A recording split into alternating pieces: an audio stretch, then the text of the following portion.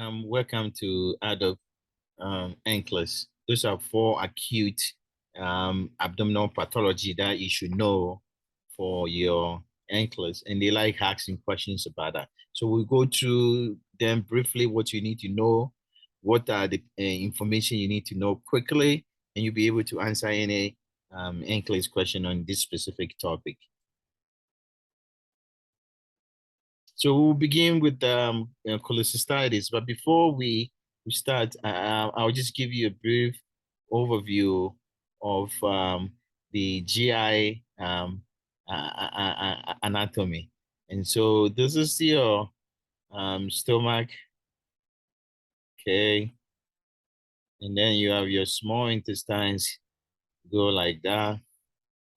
And then they go into the large intestines where you have the cecum here and appendix come from here like that. And then you have this transverse colon, and then they go into the descending colon, and then your sigmoid is here, and then you go to your rectum. So we have sigmoid here. So this is the sigmoid. Your appendix is here. And then your liver sits here like that. And under your liver, you have your gallbladder sitting here. And the liver has these tubes we call common bile duct, and you go into the system, the small bile, and the gallbladder sits here with its content. This is gallbladder. The pancreas sits right behind the stomach. So the pancreas is here. He also secretes its contents down here. So this is the pancreas. And then anatomically, the GI tract, so this is your right side, and this is your left.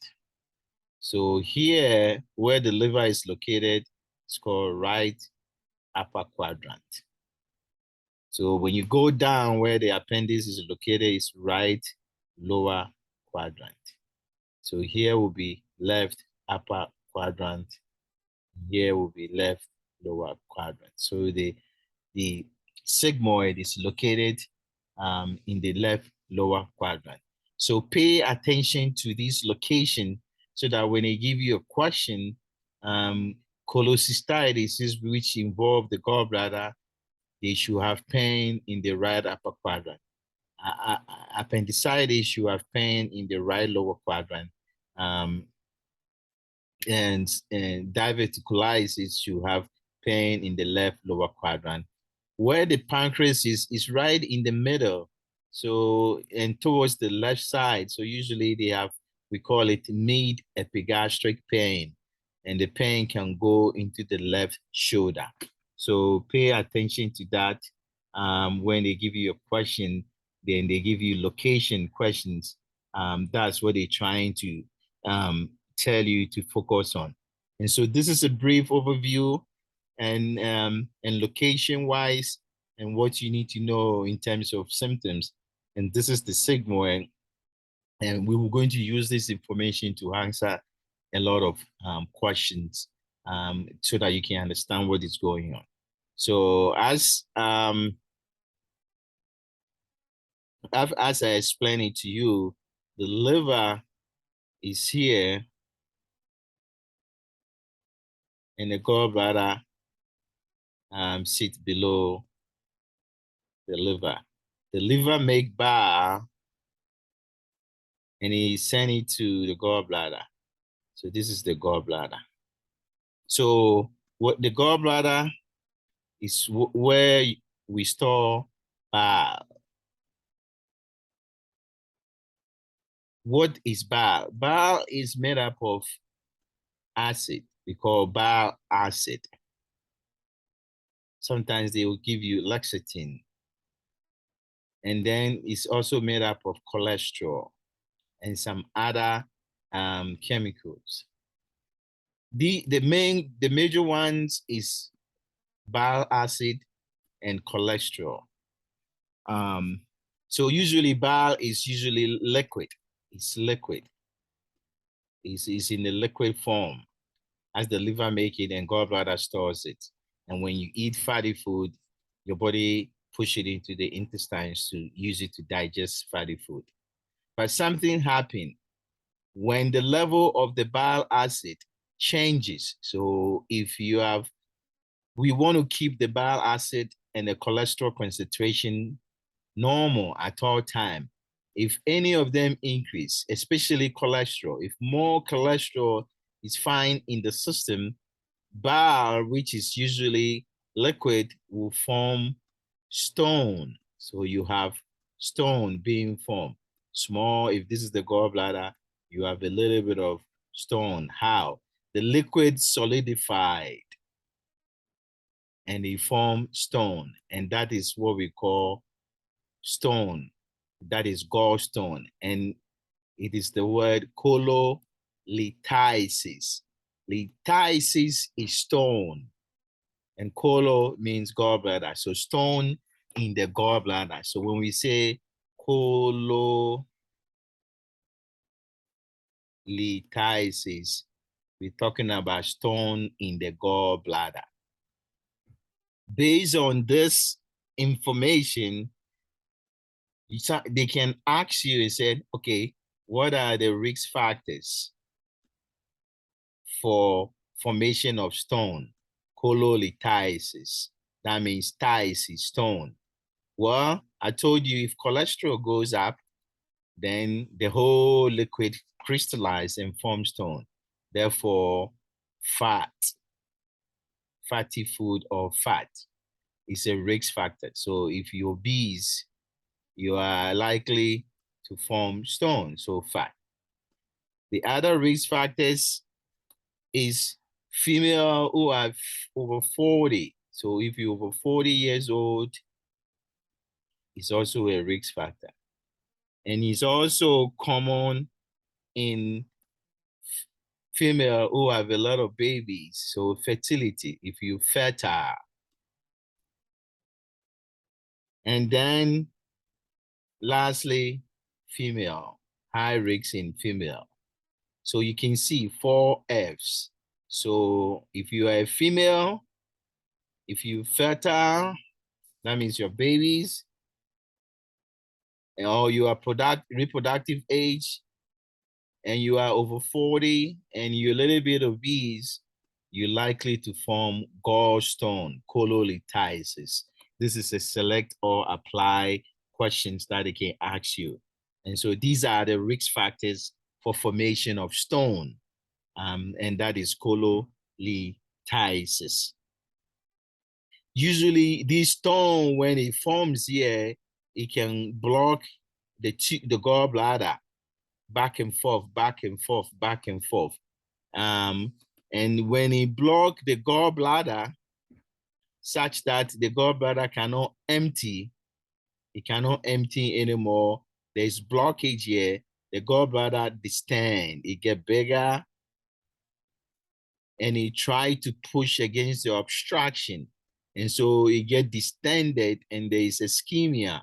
Whenever something get distended, it get ischemia and you develop inflammation. And so that is the inflammation of the gallbladder due to stone blockage. Okay, inflammation of the gallbladder due to stone blockage is what we call cholecystitis. Cystitis is the inflammation, so cystitis. And that is the definition of cholecystitis. Therefore, what do you think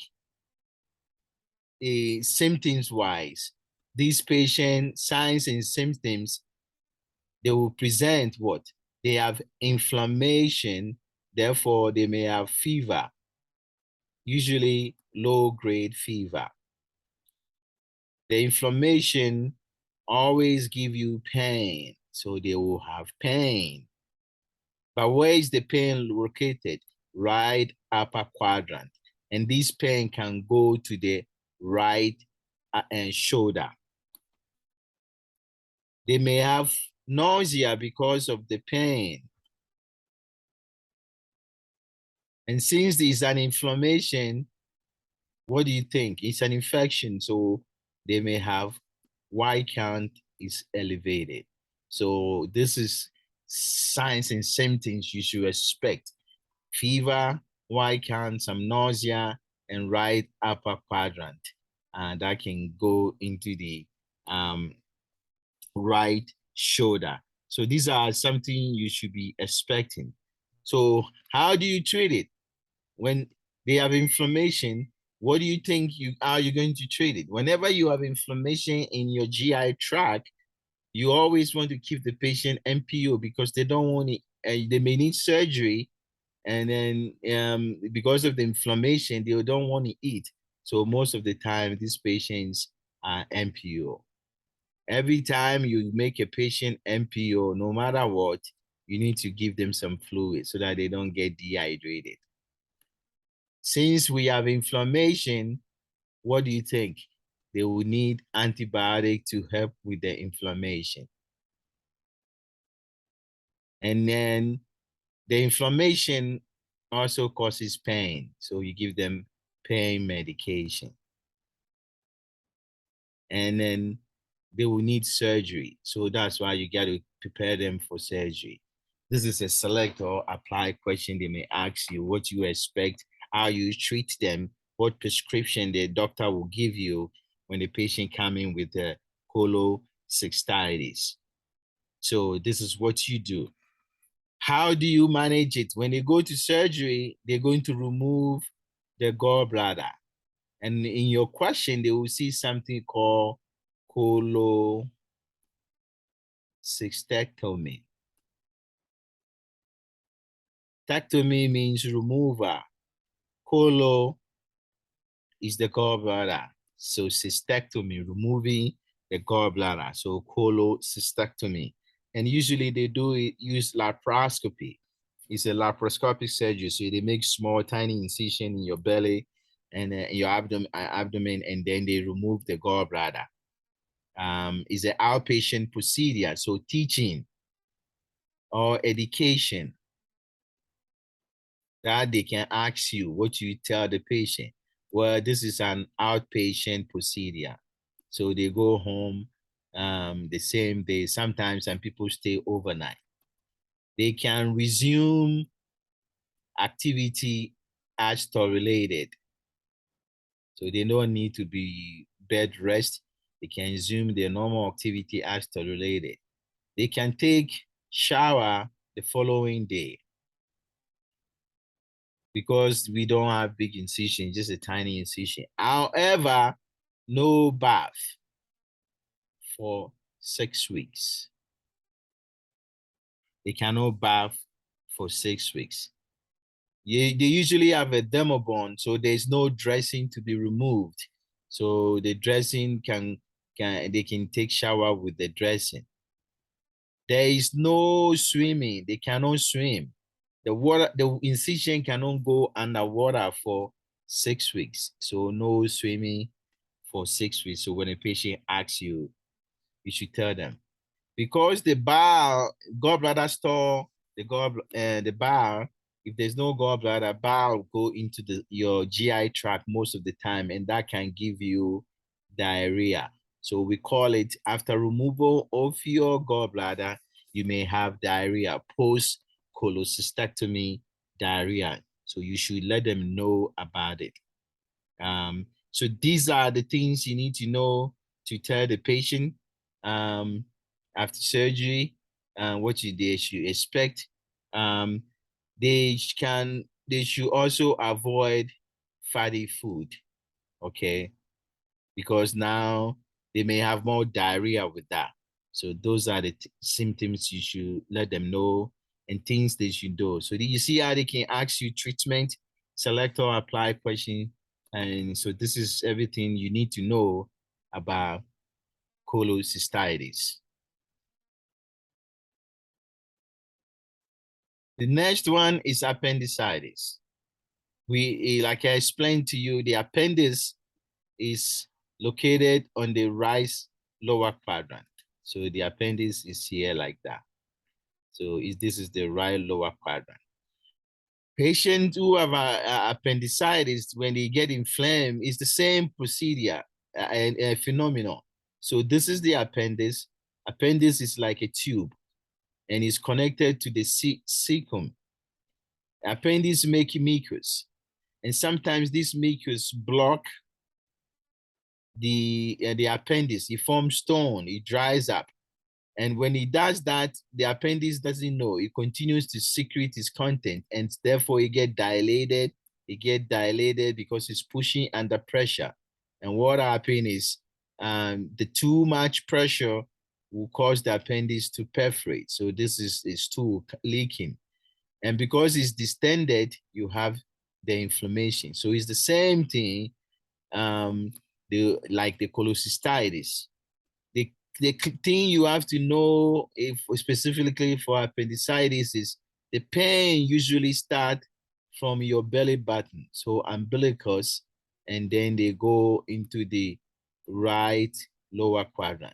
So they have pain from inflammation, but it start at umbilicus, peri-umbilical pain that go to right lower quadrant.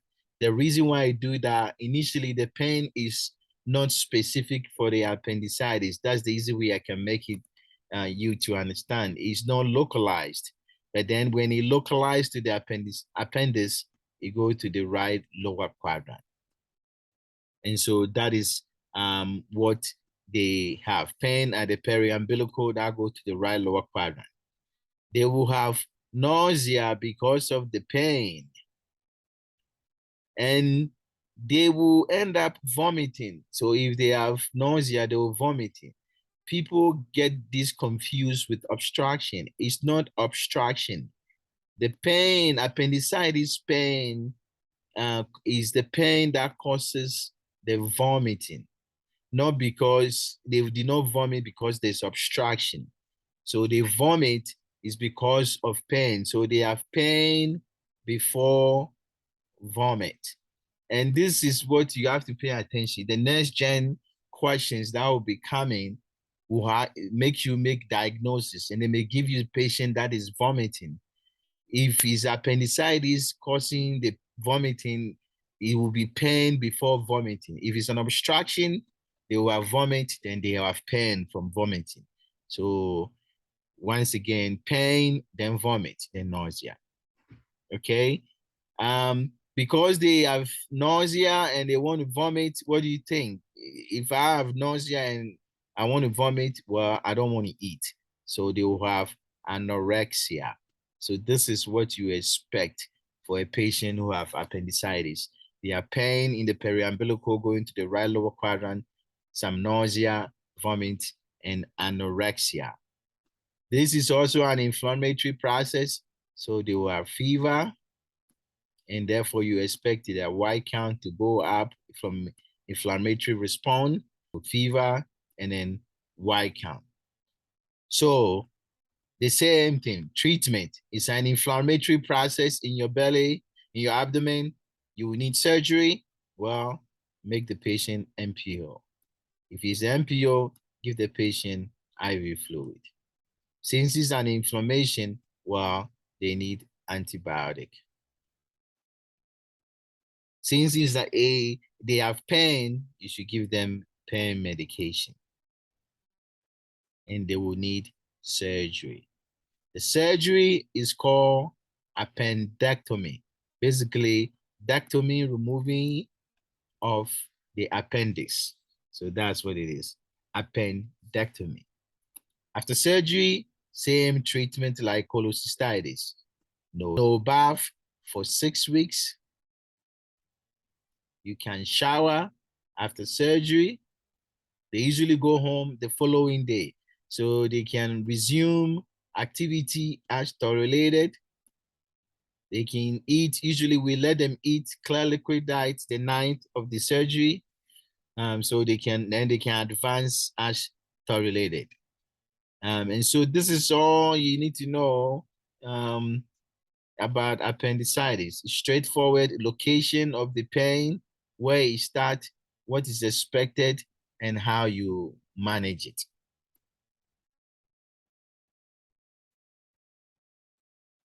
The next one is pancreatitis. And like I told you, we have the stomach here.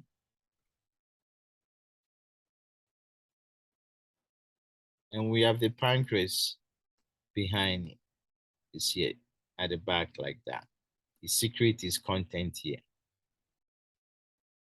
Pancreatitis, the pancreas is located in the mid-epigastric area and towards the left. So because it's pancreatitis, the same thing, inflammation of the pancreas.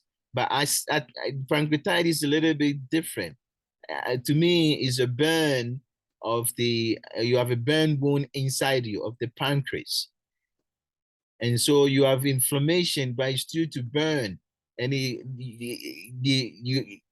pancreas start to burn and then destroy tissues around it.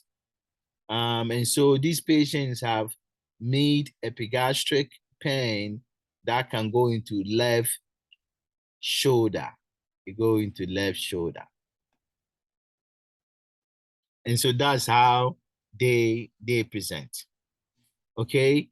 If the pancreas is inflamed, okay, the pancreas is inflamed, okay, it cannot do what it's supposed to do. It will release the enzymes that it normally release outside, which is amylase and lipase.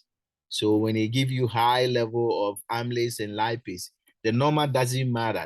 So far as it's elevated, if it's 1,500, it doesn't matter. So you expect amylase and lipase to be elevated.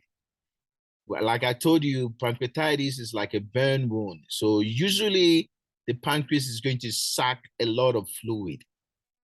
It's going to suck a lot of fluid. Because of the inflammation,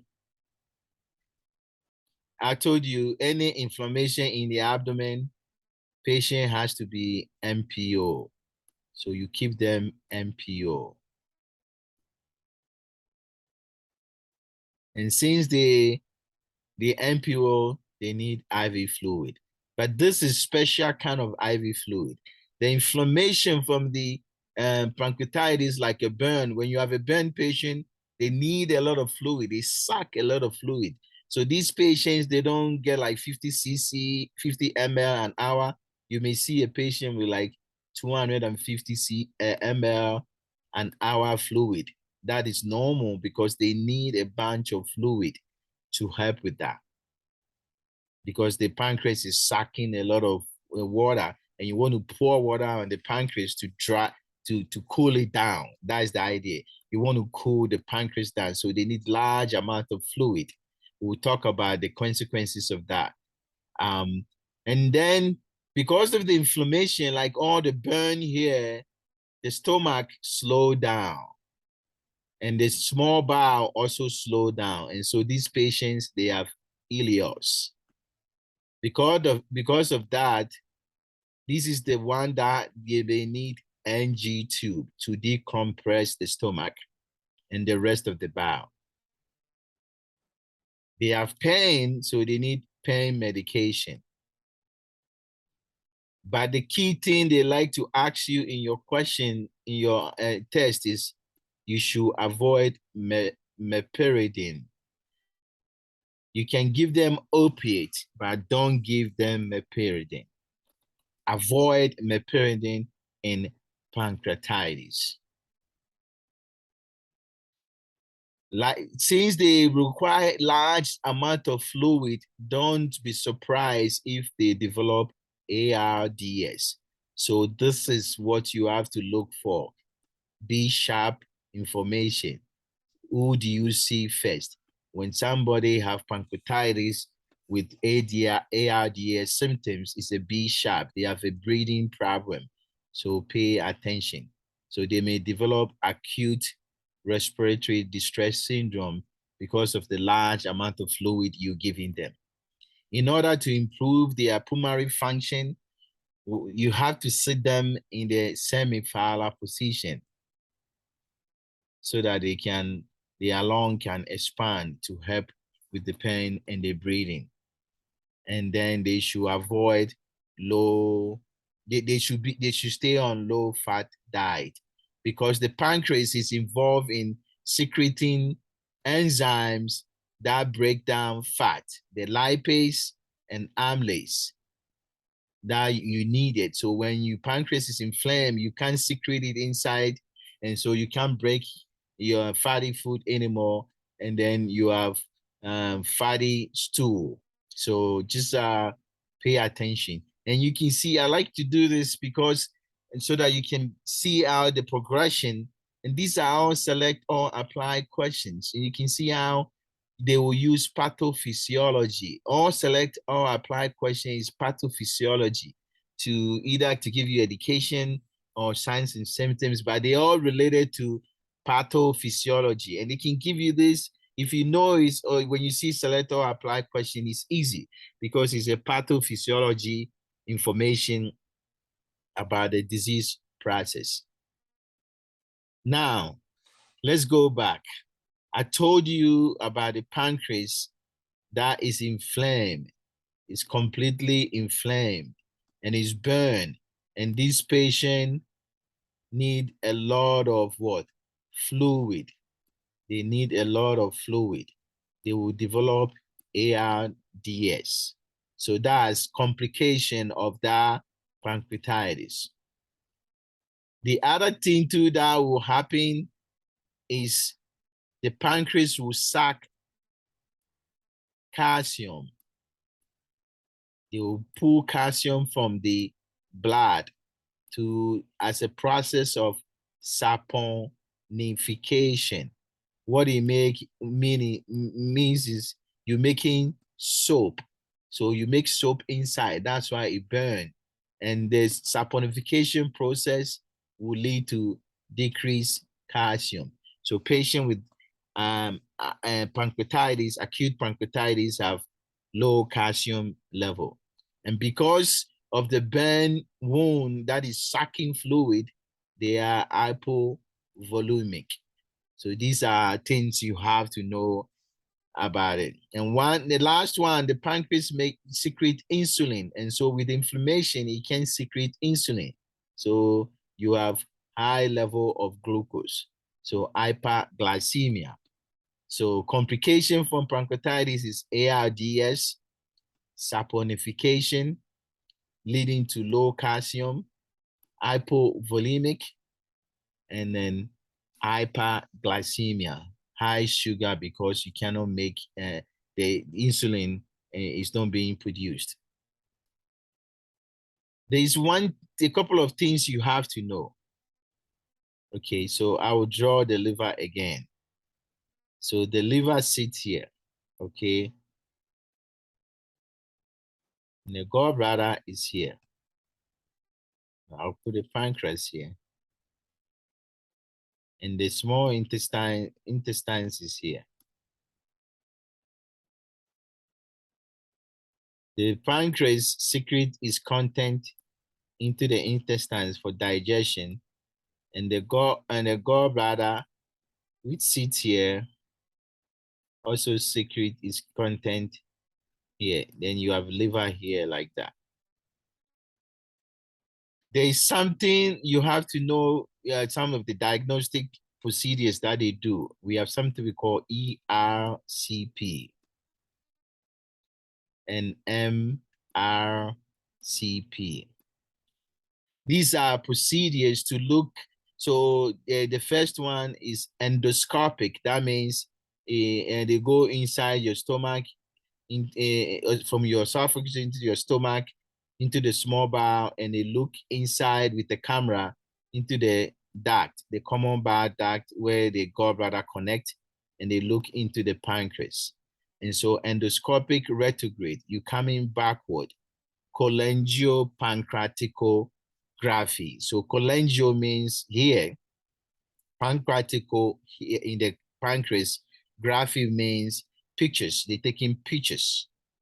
The MRCP is the same thing. MRCP means magnetic resonance. So this is MRI taking pictures, cholangiopancreaticography. So they're taking pictures to look for, all this is looking for obstruction of the common bile duct if there's obstruction of the biliary tract or obstruction of the pancreas. So these are the two procedures you should know, ERCP or MRCP.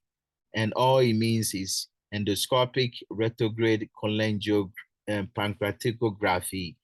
Cholangio means common bile duct, and the MRCP, magnetic resonance cholangiopancreatography. The graphy, I want you to pay attention. They can ask you a question. Graphy means they're taking pictures. And how do you take pictures in your, apart from endoscopy, in medicine, usually you give somebody contrast to do that. For MRI, MRCP, we use gadolinium. That's the contrast to use. It's not the same thing as iodine contrast. Iodine is mostly for CT. Gadolinium is for MRCP. But you need to ask the patient whether they are allergic to contrast, and then you have to ask them what kind of contrast. So this is the pre-procedure. You have to verify that. Because it's an MRI, you need to ask for it. Metallic object. Is there any implant? Do you have pacemaker? So implant, pacemaker, otherwise you can't do that procedure. So you have to ask these patients. Then for the gadolinium, you got to ask them if they're pregnant. So if they miss their period, you got to ask them, because the gadolinium crosses the placenta and the fetus doesn't like it. So it's not good for the fetus. So check for pregnancy tests, check for implant, metallic, and whether they are allergic to contrast. They have to be MPO for at least 4 hours for the procedure so that you can take your pictures.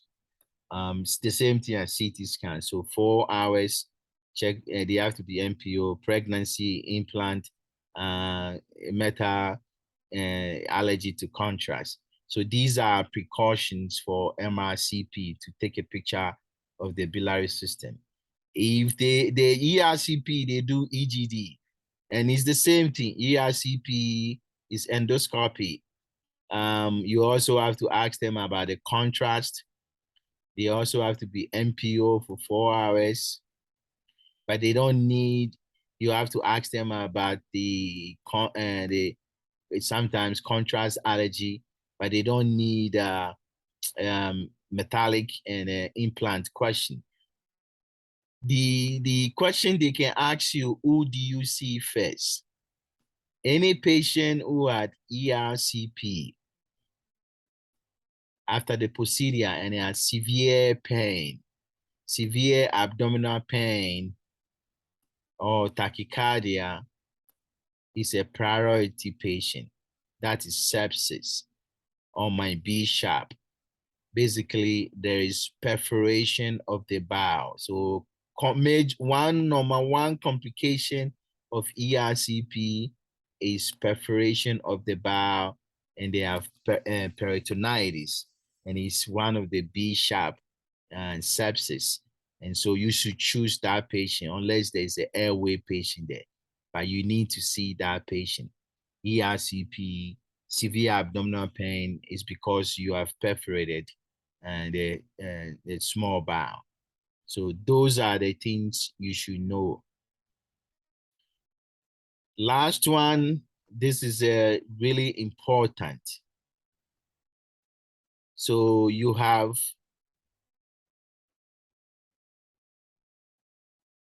the pancreas sitting here like that, and the stomach is behind the stomach, okay? is in the retroperitoneum. Unfortunately, there's vessels that surround the pancreas. So vessels that run behind the pancreas like that. These are splenic artery. So this is the splenic artery.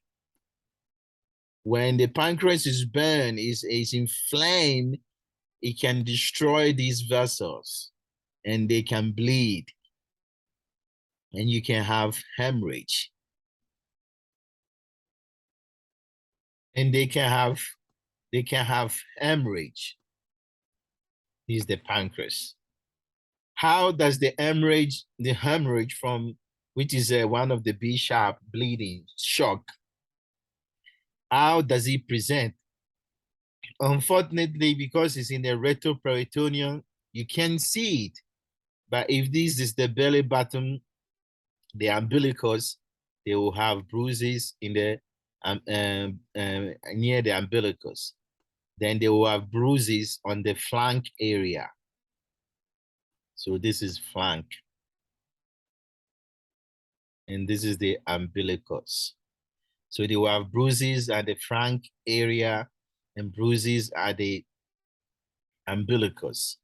This bruise at the flank area, this is called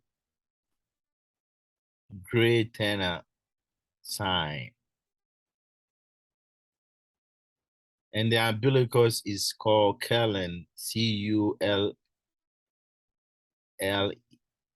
sign, Cullen sign. These are bad. These are what we call retroperitoneum hemorrhage. Patient is hemorrhaging. That is shock. And it's part of the B-sharp. That's the S portion of it. They are in shock. This is a priority patient. You have to see this patient. So if they give you a patient who is pancreatitis with blue color of the belly button or at the flank area, you should see that patient because they're bleeding. And that is retroperitoneal hemorrhage. They may not tell you, they will tell you somebody with pancreatitis with blue lesion in the umbilicus or in the flank area with hypotension or tachycardia, that is hemorrhage. You should see the patient. They're going to be in shock. So Cullen sign and gray Turner. Gray Turner is the flank and Cullen sign is the umbilicus. So those are information you should know about the pancreas from pancreatitis.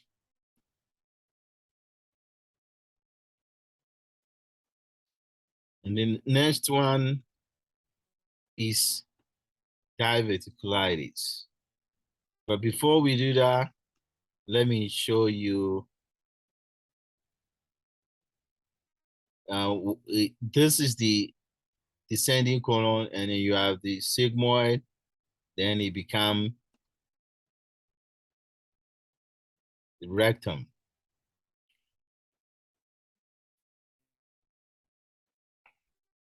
Usually, in the sigmoid, when there's too much pressure, the Western diet, okay, diet that we eat over here, hamburger, doesn't have, there's no fiber. We lack fiber. So our stool is not bulky. We need a bulky stool. Lack of bulky stool causes too much pressure on the wall of the sigmoid. So this is the sigmoid. On the wall of the sigmoid, so you have outpouching of the sigmoid. So you have pockets of the sigmoid. This pocket, we call it diverticulum. And a bunch of them become losses. So diverticulosis. Diverticulosis means just a bunch of packets, sac-like lesions in the sigmoid because there's too much pressure in the sigmoid from stool because we lack fiber, we lack and which makes the stool bulky. There is no water, and then we don't exercise. So this is a great example of select or apply risk factors for diverticulosis. Well, in low fiber diet, or how do you prevent diverticulosis? Well, you need a high fiber diet, okay? You need to drink a lot of water, so 2 to 3 liters of water a day. You need to do moderate exercise, so at least 3 times of exercise a week. Avoid straining, so don't spend too much time in the toilet and avoid straining. And then don't, stool softener is not a fiber, so don't take stool softener or laxatives.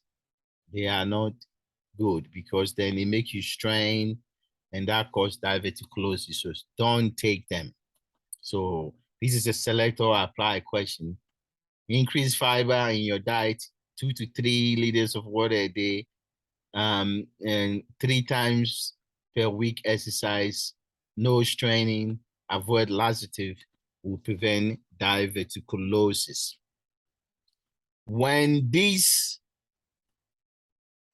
diverticulum get inflamed because there's too much pressure, and then you have inflammation, you get dilated, and then it perforate, you develop something what we call the diverticulitis. So the litis is an inflammation, is actual inflammation of the locis. So diverticulitis is inflammation of the locis. So, and the same thing, if you have litis, okay, there is inflammation, well, patient doesn't want to eat. So make them impure. If you make them impure, just give them IV fluid. Because of the litis, give them antibiotic. The antibiotic we use for this is Metronidazole. This is flagyl, and then ciprofloxacin. But we will talk about metronidazole, flagyl shortly. And then just give them pain medication. One thing you need to know is the sigmoid connect to the rectum. You have inflammation all over here.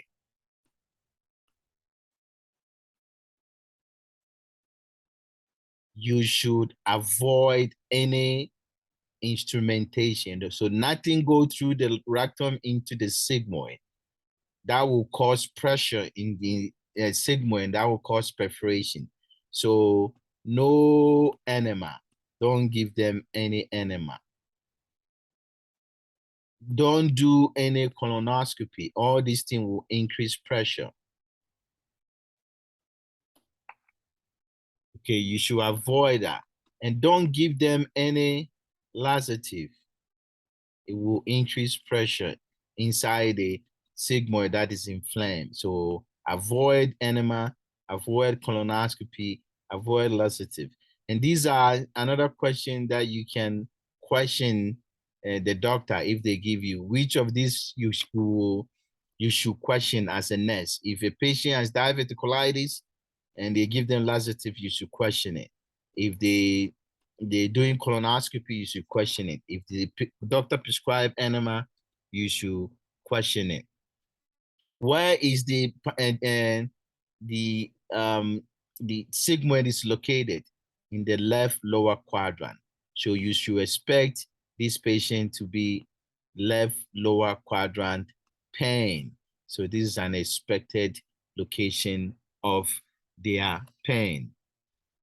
If the pain move to the left upper quadrant or anywhere apart from left lower quadrant, so any patient that has diverticulitis with pain that move to the left, move from left lower quadrant to left upper quadrant, that means the patient has developed an abscess.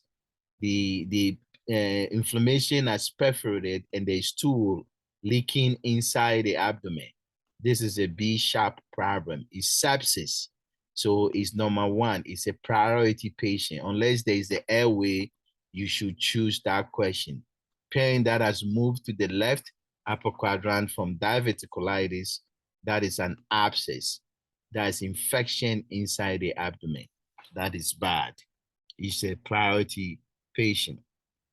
So this is a summary, but before we go, let me talk about the metronidazole quickly. So this is like GI pharmacology, metronidazole.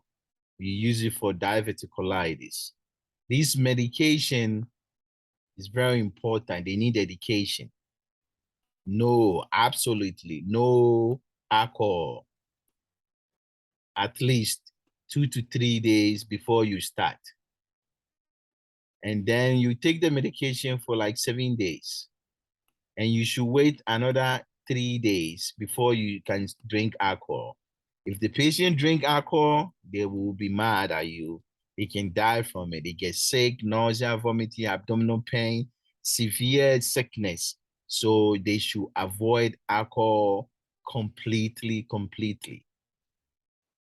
3 days before and after they finish the antibiotic, they should wait another 3 days. They should also know that it has a metallic taste, so it can give them nausea. So that's an expected finding. So you got to educate them about this metronidazole medication. So that is the summary of all these 4 problems. Very important topics that you should know, and we will do some few questions to see, to put everything together for you. So we have a patient, a client, so I like, it's a SATA question. So which of the following are consistent with the diagnosis? A client presents to the emergency room with presumed diagnosis of acute cholecystitis. Which of the following is consistent? The way I do SATA question is I read the last one and see what it's asking me, and then find the keywords and write them and make sure each answer satisfies those 3 keywords or 4 keywords. And the SATA question is straightforward. All you need to do is you only assume that you only have one answer to say, oh, this meets all the requirement. Don't look at the other choices. Pretend they are not there and just take one and say, oh, is this consistent with this problem? If it's yes, you pick it. If it's no, no. So the thing was cholecystitis, and whether is consistent with diagnosis, that means what? Expected. So my keyword is cholecystitis, expected finding. So 1, left lower quadrant. The gallbladder is located in the right upper quadrant. So they should have right upper quadrant pain. So this is wrong. Cholecystitis, do they have fever? Yes. NPO prescription by HCP. I told you, any of these acute problem, they have to be NPO because they will need surgery. They don't even want to eat. So yes. History of cholelithiasis. You cannot develop cholecystitis inflammation without having stone first. So this is telling you, you have to have stone before you develop cholecystitis. So this patient may have had a history of stone. Elevated amylase. Amylase is the enzyme secreted by the pancreas. When you have pancreatitis, you have high level of amylase. In cholecystitis, there is not. So it doesn't meet my 2 requirements. It's not expected, it's finding. NG2 prescription by HCP. Usually pancreatitis, only pancreatitis that require NG2 among the 4 things we talk about. Cholecystitis, even though they may vomit, is different. It's not due to ileus. It's due to pain. They vomit because of pain. Pancreatitis, they need NG2 because the bile slow down. So in cholecystitis, you don't need NG2. So that's wrong. So the right answer is 2, 3, 4. The next question is a priority question. So you read the last one. Which client should be assessed first? So it's a priority question. You use the B sharp, not expected. So B sharp, breathing, electrolyte, which is sodium, potassium, magnesium, calcium, sharp, S, sepsis, and shock, H, hypoglycemia, hypotemia, A, airway, which is drooling, restless, stridor, R is neurologic, which is lethargy, and grunting, and P, pain due to that will make you lose your limb, make you lose your leg and your eyesight. And we are not looking for expected. We're looking to be sharp instead of expected. That's my technique for prioritization. Check some of my videos. So which client should be assessed first? 4 clients present to the emergency room. Which one would you see? A client with acute diverticulitis present with left lower quadrant pain. If you have diverticulitis, you usually have left lower quadrant pain. So this is expected. We are looking for B sharp. A client with acute appendicitis has a Y count of 12. If you have appendicitis, you have inflammation. And so your Y count should go up. So this is expected. We're looking to be sharp. A client with acute pancreatitis with shortness of breath. Yes, they have a lot of fluid with pancreatitis from resuscitation, and now they have shortness of breath. This is a breathing problem.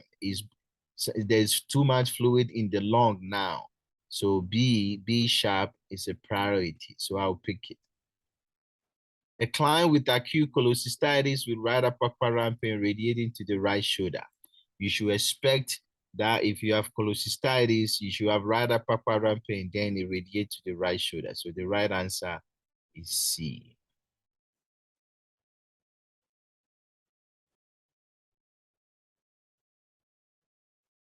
The third one is the same thing. Which teaching should be included? A client asks a nurse how to prevent diverticulitis. So which teaching should be included? So SATA question, write it. You need teaching, effective teaching. Okay, for what? Diverticulitis. It's the same as diverticulosis. Basically, the teaching should include both. You have to have diverticulosis to develop diverticulitis. So I want to prevent, and remember, if you already have diverticulum or diverticulosis, they won't go away. You can prevent more from forming, and you can also prevent developing the litis, inflammation. So what teaching will you give a patient to prevent diverticulitis in a patient who has diverticulosis? So they should have high fiber diet. That is good. Low carbohydrate. Well, that is wrong. We never talk about low carbohydrate. Fiber is carbohydrate. So if they're taking high fiber diet, which is high carbohydrate, they can't have low carbohydrate. Drink 2 to 3 liters of water a day. Yes, they need to increase their hydration. So that is good. Limit time on the toilet to less than 10 minutes. This is to avoid straining. So that is good. Exercise once a day. When they give you such a question, don't just look at each word in the answer choice. Exercise, good. You see exercise, then you choose it. No, read the whole thing. Once a day. Once a day is not enough. They need 3 times a day at least. So this is wrong. Take laxative. They shouldn't take laxative. They should take fiber. So you have 1, 3, 4 as the right answer.